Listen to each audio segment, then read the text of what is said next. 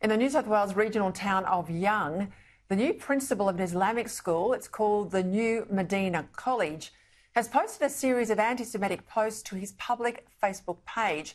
This principal, Sheikh Al-Daghani Al-Baf, has rightly come under fire from political and Jewish leaders over a series of divisive and inflammatory anti-Israel posts over the past several months.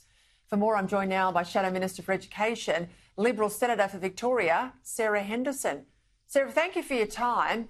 I mean, this is a man responsible for the education of children aged largely between the ages of 4 and 16, so he's influential.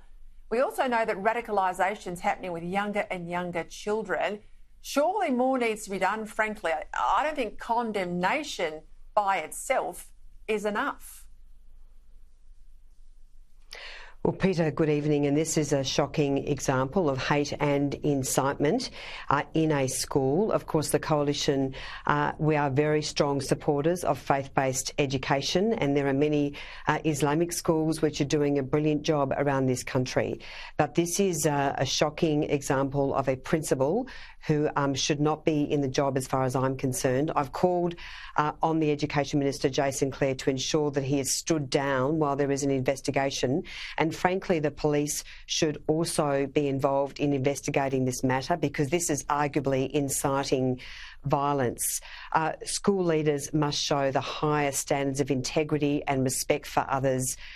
This is shocking anti-Jewish hate and incitement, and as far as I'm concerned, he has to go.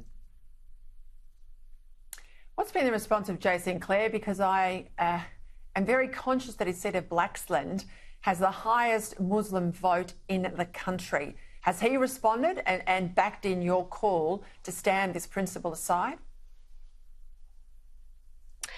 Well, Peter, the last time I checked on his social media, he had been absolutely quiet, as has the Albanese government, and that is not good enough, because we have seen continuing weakness of leadership from Labor on anti-Semitism in our universities and schools. Jason Clare could not even call out extremist members of Hitzbat Tahrir who were protesting at the University of Sydney. It is appalling that we are seeing this continuing weakness of leadership, and I have called on him today to show the moral courage to stand up and call this out. This is simply not good enough, and there are many, many families who have children at this school who expect the highest standards, and frankly, he is letting all children down and all families down at this school. You're right to point out Hizb ut-Tahrir, of course, they're a terror organisation in a number of allied countries, not so here in Australia. This school, like all independent schools, you're right, is faith-based, and we should allow these schools to practice and teach their faith without government interference. But it gets taxpayer funding. It's still regulated, as all schools are, by government officials. Surely there's got to be consequences. If we had an election, if you find yourself the Education Minister, what would you do, Sarah Henderson?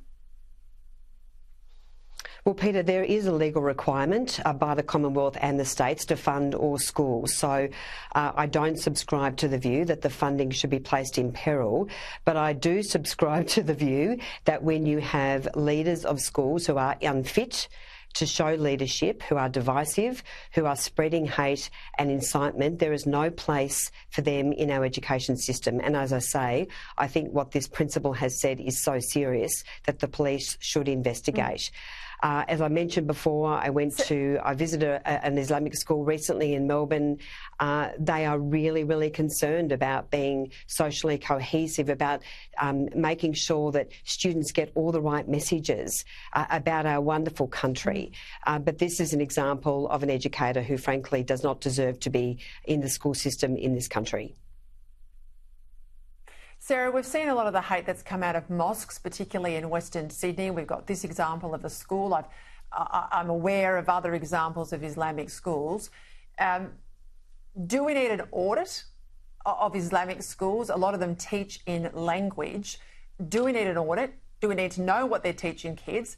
And do we need to jump on those who are teaching them un-Australian views in our country and funded by taxpayers?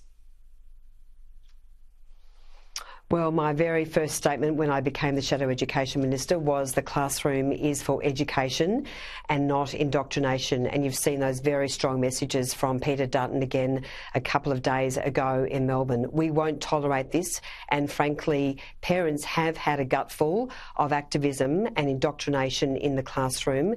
We are rallying against this, and there should be no place for any form of indoctrination in any classroom, regardless of the issue. But in this case, I think there is very, very good cause to be concerned, Peter. And when we do see examples of this terrible indoctrination, then strong action is required. But we've seen this go on for many, many months, since October 7, and we have seen such continuing weak leadership from the Albanese government, not standing up to anti-Semitism, and that, of course, is emboldening these horrific statements which are continuing to be made across our community. Sarah, do not let up on Jason Clare. I think he's seeing this through the prism of not what's right and what's Australian values and need to be defended. He's seeing it through the prism of his seat. Stick it to him, please, Sarah. We're all behind you.